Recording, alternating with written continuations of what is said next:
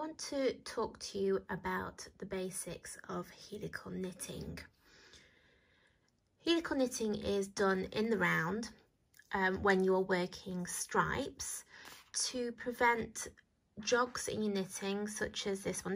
This one is a 3-row stripe, but a lot of the time helical knitting is done over 1-row stripe, so it stops this jog, and it also stops the seam on the inside like this. The fabric will just look like your normal knitted fabric on the inside. So this is an example of a helical knit sock. This is done in just 1-row stripes. What you need to be aware of with helical knitting is instead of doing stacked rings of stripes, you're actually working a spiral.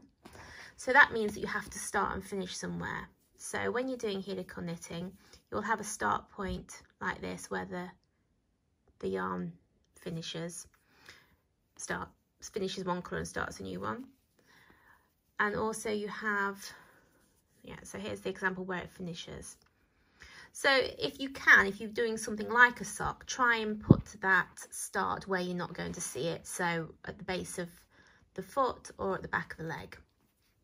Occasionally you're doing something where you can't hide it, but so in terms of actually doing the knitting, you want to use your preferred method of knitting in the round. So my preferred method is magic loop.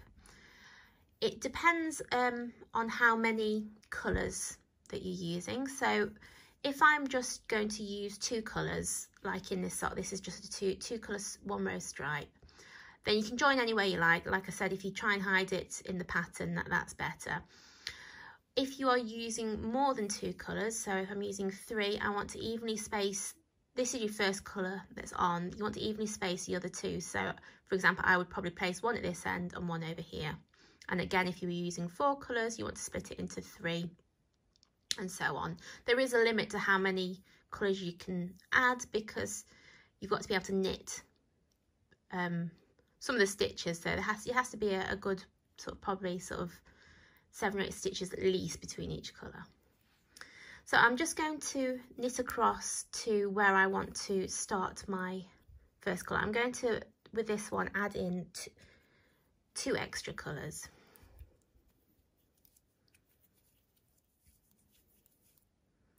So I'm just going to add my new colour in here. You can trap the yarn in if you want to, I prefer not to.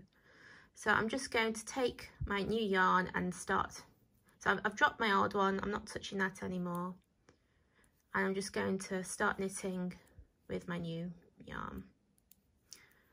And I'm going to knit with this until I'm halfway around again. So I'm going to knit with this until I get over here, and I'm going to add my 3rd colour in there.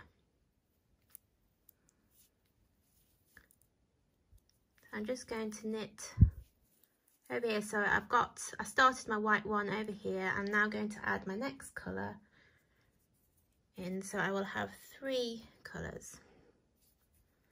So I'm just going to start with that one. And that is the setup for my helical knitting. So as you go on, you follow the pattern, whatever your pattern is as written, and you just keep on knitting to the next colour. So I'm using my red. I'm going to knit to 3 stitches before my next colour. So I'm going to knit until there are 3 green stitches left.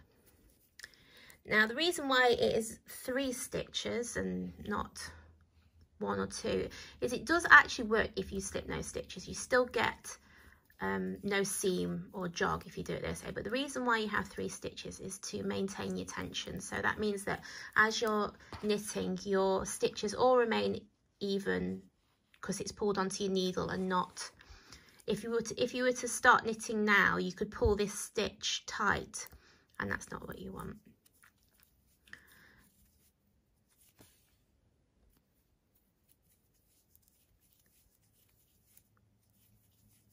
So I'm going to keep on checking. I'm going to knit until I've got 3 green stitches left. So what I'm going to do now is I'm just going to drop the one I was using out the way, pick up my green one. I'm going to slip these. Make sure you slip them purlwise so you don't twist them. 1, 2, 3. And this is why it's 3, because if you pull your needle tight now, they can't get any smaller than your needle, whereas if that was underneath, you'd be pulling it tighter. So I'm just going to continue with my next colour and keep working in the round. And I'm going to do exactly the same with the green as what I did with the red. I'm just going to knit until I have 3 of my white stitches left. Now this is quite easy when you're using different colours, because you can see if I got to here and I start going to the red, I would probably notice that I've gone too far. But you can also use this technique in alternating skeins of indie dyed yarn, so they blend in better. And it is slightly harder to see in that situation because both yarns would be the same colour.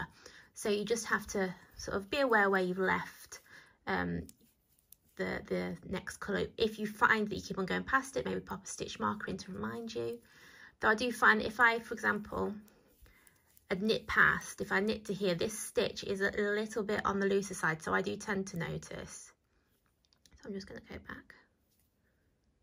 So I've knit to 3 stitches from it where my white yarn is. I'm going to drop this one and slip those 3, and then I'm going to continue with my white yarn. And I'm going to knit or work it in pattern, whatever it is you're doing, till 3 stitches before my red finishes. And that's the basics of helical knitting.